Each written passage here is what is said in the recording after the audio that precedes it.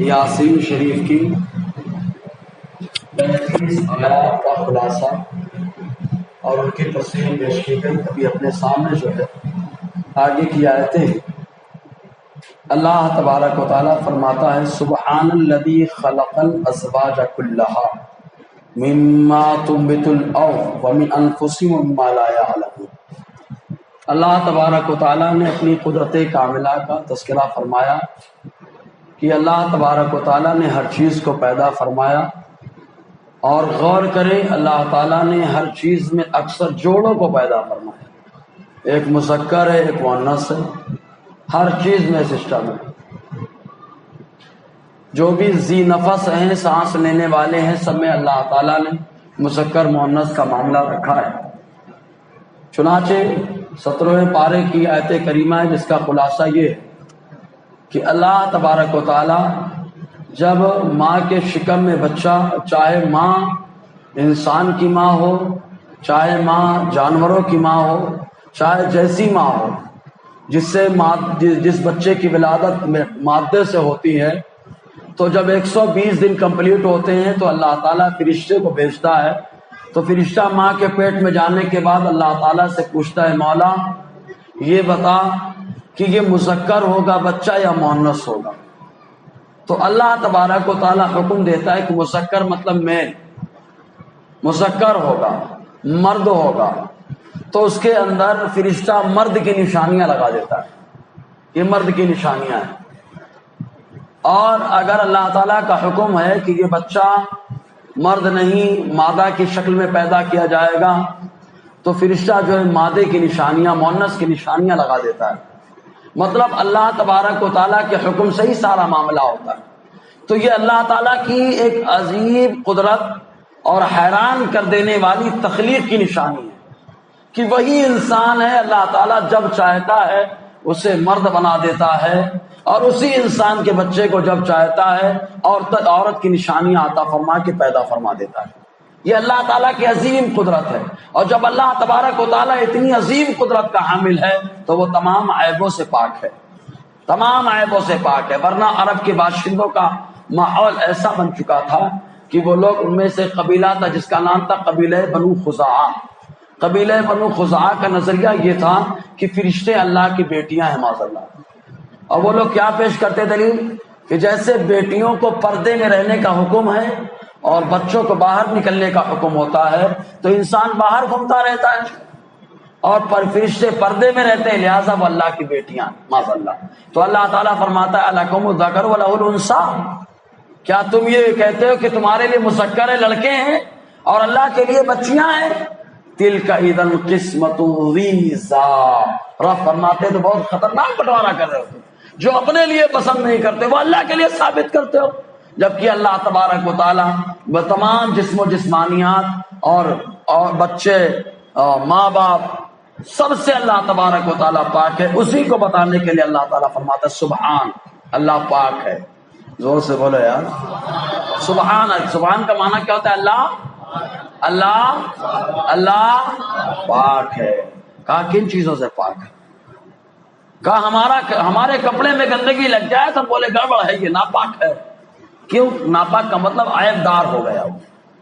جو عیب دار ہوتا ہے وہ پاک نہیں ہوتا. تو اللہ تعالیٰ سبحان پاک ہے، مطلب یہاں تو کلیئر ہو گئی بات کہ اللہ پاک ہے، وہ دھوکہ نہیں دیتا. اللہ پاک ہے، وہ جھوٹ نہیں بولتا. اللہ تعالیٰ مکر نہیں کرتا. کیوں؟ اس لیے کہ اللہ کیا ہے؟ سبحان ہے. اللہ کیا ہے؟ سبحان ہے. سبحان کا معنی کیا ہے؟ پاک ہے. کن چیزوں سے؟ عیبوں سے، خامیوں سے. اللہ تعالیٰ کیا ہے؟ پاک ہے. اب آپ کہیں انسان کا بدن یہ تو عیب نہیں لگتا بظاہر، تو ہم کہیں گے یہ بھی عیب ہے. دیکھو نا، جب تک روح انسان کے بدن میں رہتی ہے ایمان والا، تب تک قید رہتی ہے، تب تک دنیا میں رہتی ہے. لیکن جیسے ہی بدن سے روح نکلتی ہے اللہ تعالیٰ اسے جنت میں ٹھکانہ عطا فرماتا ہے. تو بدن عیب ہے کہ اب آپ بتائیے عیب ہے کہ اچھائی ہے؟ ارے بولیے نا. ہاں چل رہے لوگ کیا نہیں یہ کیا عیب ہے؟ یہی وجہ کہ اللہ تعالیٰ بدن سے پاک ہے.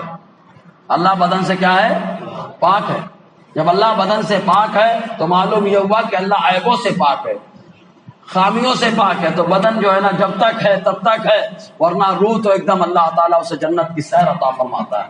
اب آپ سوال کریں گے، بولے حضرت بہت سارا ایسا معاملہ ہوتا ہے کہ آپ کہتے جنت میں ہوتی، لیکن کبھی کبھی دماغ میں انسان کے بیٹھا رہتا ہے کہ فلاں آدمی کا انتقال ہوا، اس کی روح بہت پریشان کرتی ہے، خاص طور سے کوئی اگر پھانسی لگا لے تو بولے اس کی روح بھٹک رہی ہے نا، کوئی جل جائے تو بولے بہت بھٹک رہی ہے، ہم کو دوڑا رہی ہے، پریشان کر رہی۔ نہیں، روح کبھی نہیں پریشان کرتی، چاہے ایمان والے کی روح چاہے بے ایمان کی روح۔ ایمان والے کی روح تو جنت میں ہے، ایمان والے کی روح آب زمزم میں ہے، ایمان والے کی روح اعلیٰ علیین میں ہے۔ جو جنت میں جائے دنیا میں آئے گی، جنت کی مزے ہیں وہاں پہ، کون واپس آئے گا، کیوں پریشان کریں گے وہ؟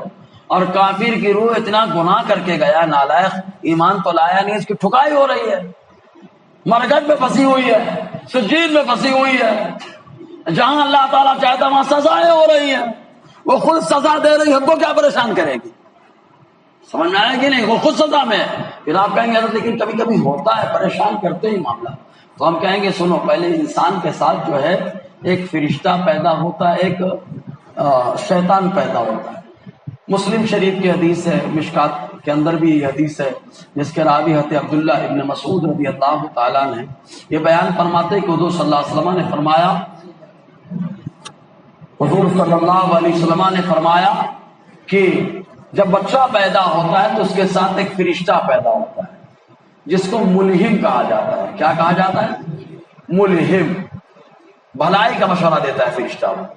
اور ایک شیطان پیدا ہوتا ہے جس کو ہمزاد اور قرین کہا جاتا ہے، وہ برائی کا مشورہ دیتا ہے۔ صحابہ کرام نے فوراً سوال ایک بڑا زبردست کیا سوال، وَإِيَّاكَ يَا رَسُولَ اللَّهِ، اے اللہ کے نبی صلی اللہ علیہ وسلم، آپ بھی تو پیدا ہوئے، تو کیا آپ کے ساتھ بھی وہ پیدا ہوئے؟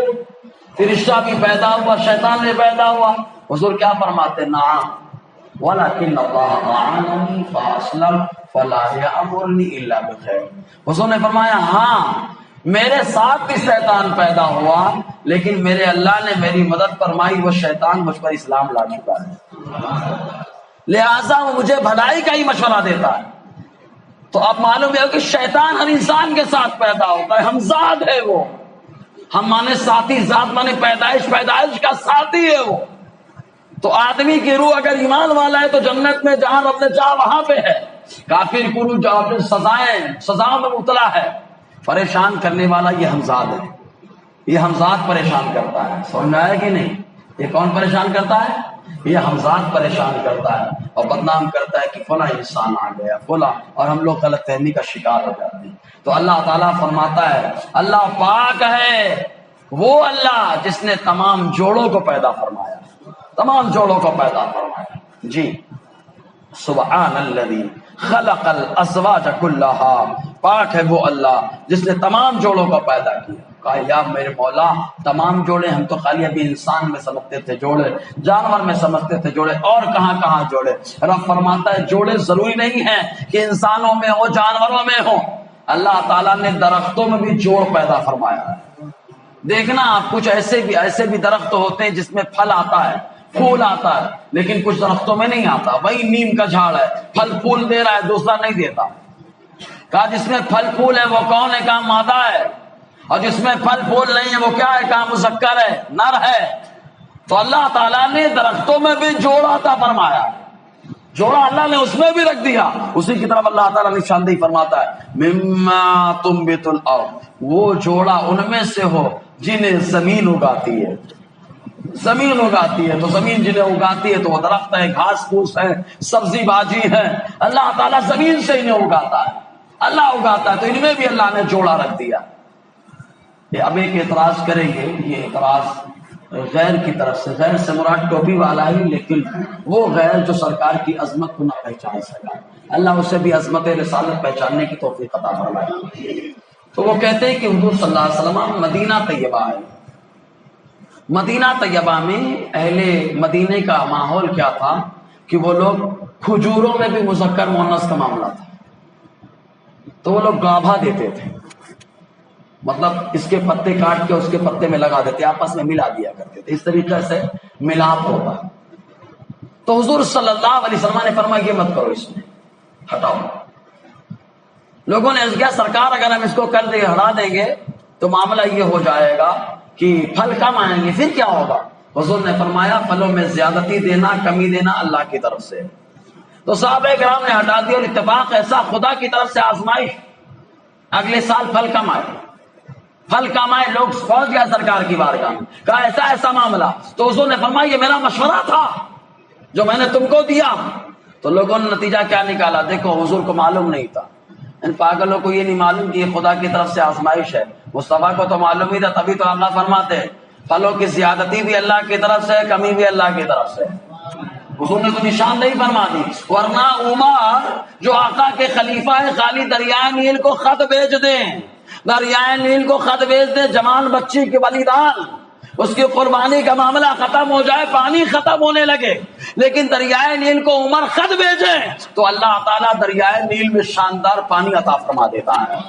تو جب عمر کا یہ مقام ہے تو عمر کو مقام دینے والے تو میرے مصطفیٰ ہی ہیں نا، ہے نا، تو خالی سمجھانے کے لیے تھا، لہذا اعتراض کرنا سوائے بے وقوفی کی اور کوئی چیز نہیں۔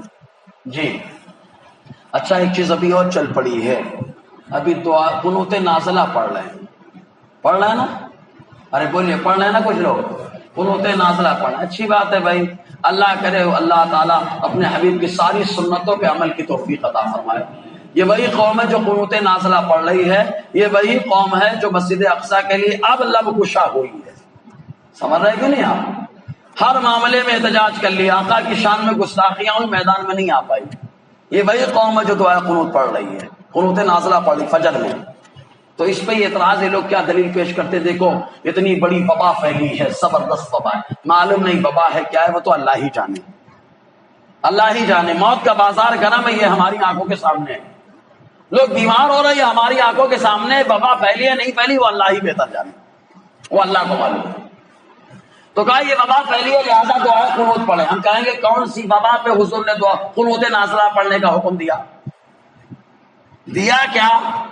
تو پھر کیا کہتے ہیں، نہیں معاملہ کیا تھا، قبیلے ریل، زکوان، عصیہ، یہ 3 قبیلے کے لوگ جمع ہو کر کے حضور کے پاس آئے، اور آنے کے بعد ان لوگوں نے حضور صلی اللہ علیہ وسلم سے سوال کیا، اے اللہ کے نبی صلی اللہ علیہ وسلم، ہم آپ پر ایمان لائے، لہٰذا تبلیغ کرنے کے لیے، ہمیں سمجھانے کے لیے صحابہ کی ایک جماعت کو روانہ فرما دے۔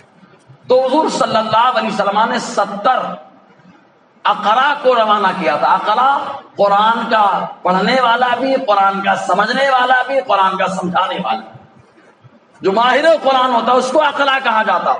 70 لوگوں کو روانہ کیا، اور ان نالائقوں نے وہاں پہنچنے کے بعد دغا دے دیا، ان لوگوں کو شہید کر دیا۔ تو 1 مہینے تک حضور صلی اللہ علیہ وسلم فجر میں دعائے قنوت پڑھتے رہے، 1 مہینے کے بعد حضور نے بند کر دیا۔ تو پھر یہاں پہ اعتراض کیا کرتے ہیں، حضور کو نہیں معلوم تھا، کیوں روانہ کر دیا 70 لوگ شہید کر دیے گئے، اگر معلوم ہوتا تو نہیں بھیجتے۔ ہم کہتے ہیں پاگلو، یہ تبلیغ اور دعوت کی اہمیت کو سمجھانے کے لیے روانہ کیا، کہ کبھی کبھی دعوت دیتے ہوئے، تبلیغ دیتے ہوئے جان کی قربانی بھی پیش کرنی پڑتی ہے، اور اس کی مثال اللہ تعالیٰ نے خود پیش فرمائی ہے۔ حضرت زکریا کو اللہ تعالیٰ نے سمجھانے کے لیے بھیجا، حضرت یحییٰ کو اللہ نے سمجھانے کے لیے بھیجا، حضرت ارمیہ کو اللہ تعالیٰ نے سمجھانے کے لیے بھیجا، حضرت شایع کو اللہ نے سمجھانے کے لیے بھیجا، لیکن ان کی قوموں نے اپنے نبی کو قتل کر دیا، شہید کر دیا۔ تو کیا اللہ کو معلوم نہیں تھا کہ نبیوں کو بھیجا ہے، شہید کر دیں گے یہ لوگ؟ بالکل سیم وہی اعتراض آئے گا یہاں پہ۔ اللہ تبارک و تعالیٰ قرآن میں فرماتا ہے وَضُرِبَتْ عَلَيْهِمُ الذِّلَّةُ وَالْمَسْكَنَةُ، ان کے اوپر رسوائی اور ذلت مسلط کر دی گئی ہے، اس وجہ سے کہ یہ لوگ انبیاء کو ناحق قتل کرتے رہے۔ تو نبیوں کو ناحق قتل کر دیا تو ذلت و رسوائی آئی، اللہ نے مسلط کر دی۔ ان لوگوں نے 70 صحابہ کو شہید کیا، تو مصطفیٰ نے 1 ہفتے لعنت بھیج کر کے ذلت و رسوائی مسلط کی۔ تو عظمت تبلیغ اور دعوت سمجھانے کے لیے تھا۔ بہرحال تو اللہ تبارک و تعالیٰ قرآن مقدس میں فرماتا ہے مما تنبت الارض، ان میں سے جسے اللہ تعالیٰ، جسے زمین اگاتی ہے۔ یا اللہ تو اگاتا ہے کہ زمین اگاتی ہے؟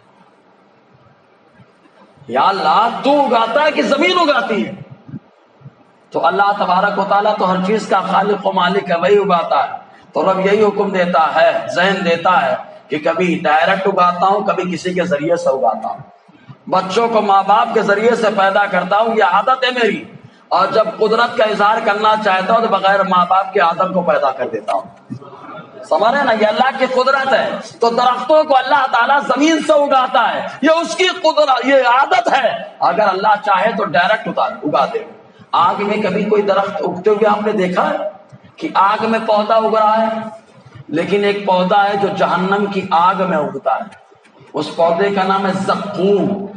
زقوم من شجرۃ زقوم قرآن میں آیا.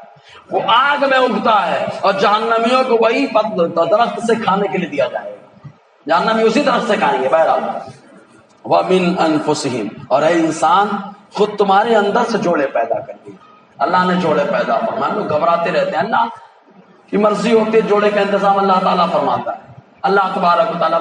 ایک چیز اور ہے, ہمارے یہاں شادی بھی ہوتی ہے, بڑی نرالے انداز میں ہوتی ہے. ابھی اس بار موسم چل پڑے گا, عورتیں دیکھنے جاتی ہیں, اور جب وہ دیکھنے جاتے ہیں بڑا نرالا انداز رہتا ہے ان کے. دیکھیں اچھی نہیں ہے, منہ میں بہت کالی آئی. منہ پہ کیوں بولنا یار, اپنے چہرے کو بھی دیکھو نا کیسے ہو.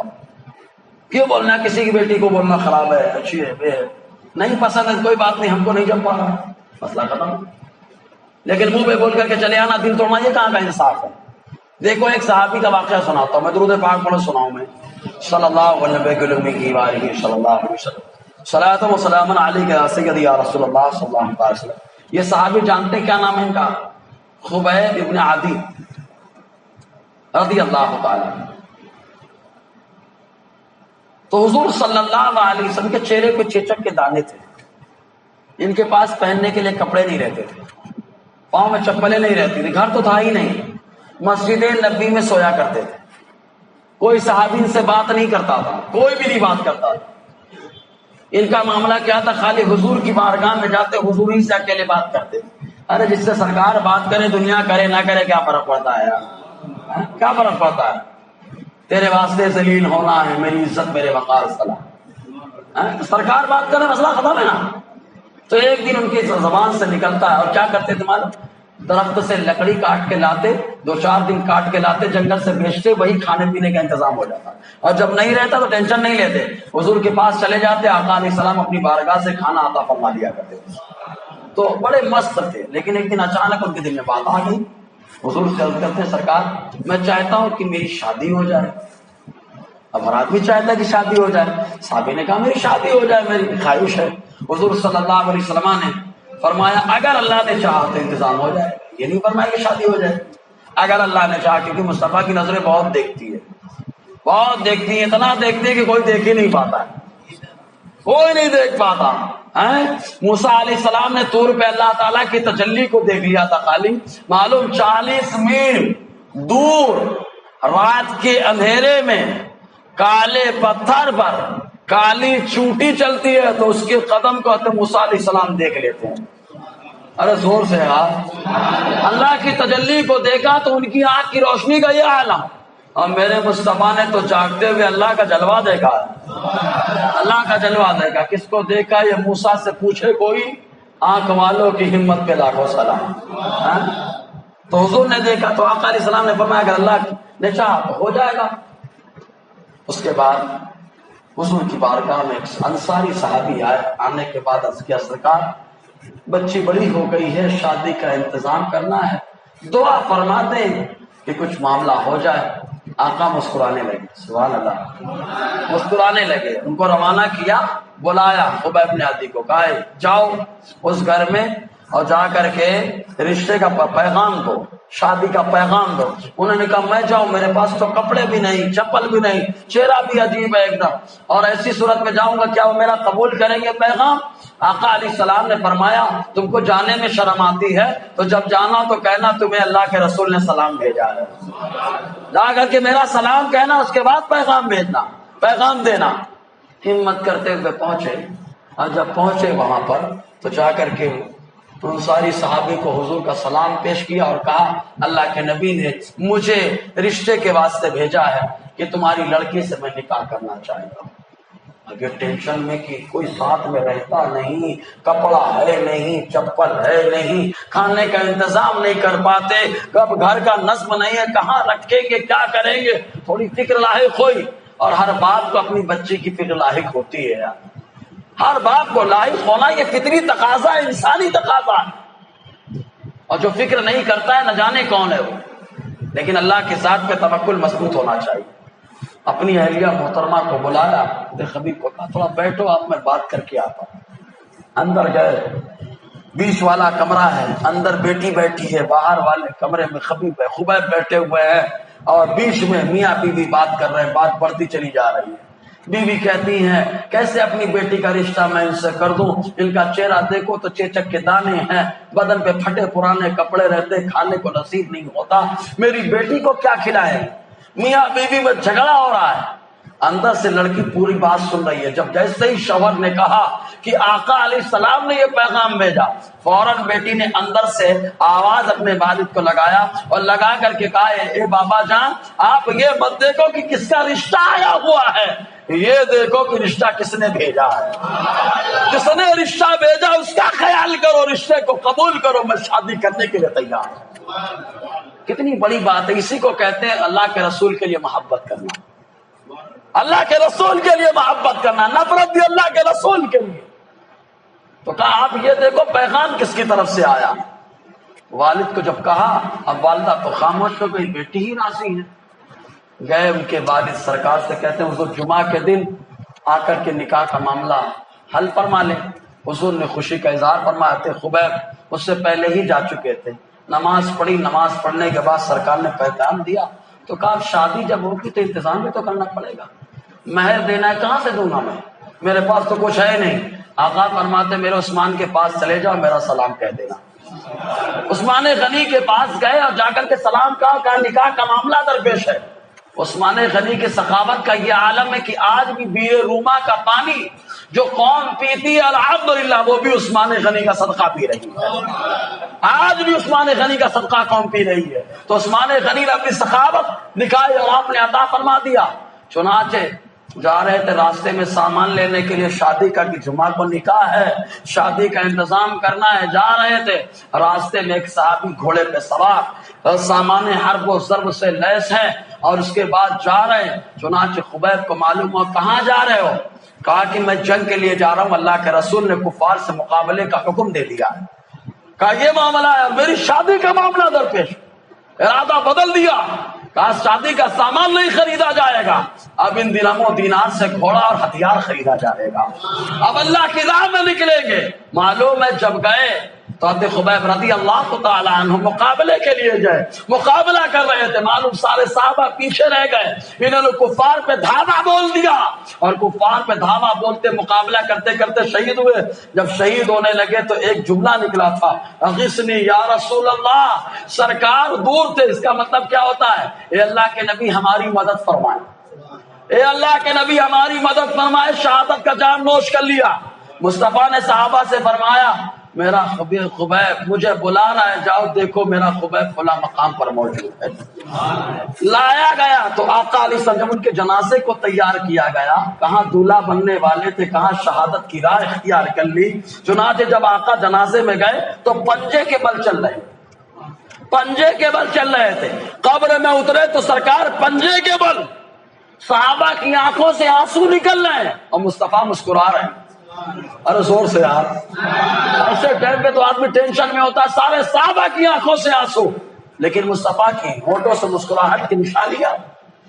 جب تدفین سے فارغ ہو گئے صحابہ نے عرض کیا حضور کیا معاملہ ہے. کہا تم لوگ پہلے ساتھ میں نہیں رہتے تھے نا، آواز سب جنازے میں آ گئے. تو صحابہ نے پوچھا سرکار آپ پنجے کے بل چل رہے تھے، وجہ کیا. کہا ان کے جنازے میں اتنے فرشتے آئے تھے کہ قدم رکھنے کے لیے جگہ نہیں مل رہی. کہا اسی لیے میں مسکرا رہا تھا کہ جن کے ساتھ کوئی نہیں رہتا تھا آج سب انہی کے ساتھ ہیں. اللہ تعالیٰ نے ان کے جنازے میں فرشتوں کو بھیج دیا ہے نا. تو بتانا مقصد یہ کہ اللہ تعالیٰ جوڑے کا انتظام فرماتا ہے. شادی کا نظم ہو چکا تھا، ایک دم تیاری ہے، لیکن اللہ تعالیٰ نے حورین سے نکاح کا وعدہ فرمایا ہے، ان کے ساتھ نظم ہو رہا ہے جی. تو اللہ تعالیٰ فرماتا ہے وَمِنْ أَنفُسِهِمْ، اور خود انہی میں سے، وَمِمَّا لَا يَعْلَمُونَ، اور ان میں سے جو انسان نہیں جانتے انسان کہ اللہ نے اور کتنے جوڑے بنائے ہیں. مچھلیوں میں جوڑے بنا دیے اللہ تعالیٰ نے، سانپ میں جوڑے بنا دیے اللہ تعالیٰ نے، بہت سارے چوہوں میں جوڑے بنا دیے اللہ تعالیٰ نے، نہ جہاں پر چرند پرند اللہ تعالیٰ نے سب میں جوڑے بنائے. یہ اللہ تعالیٰ کی قدرت کی نشانی ہے، اللہ تعالیٰ کی عظیم قدرت کی نشانی ہے. انشاءاللہ آگے سلسلہ چلے گا.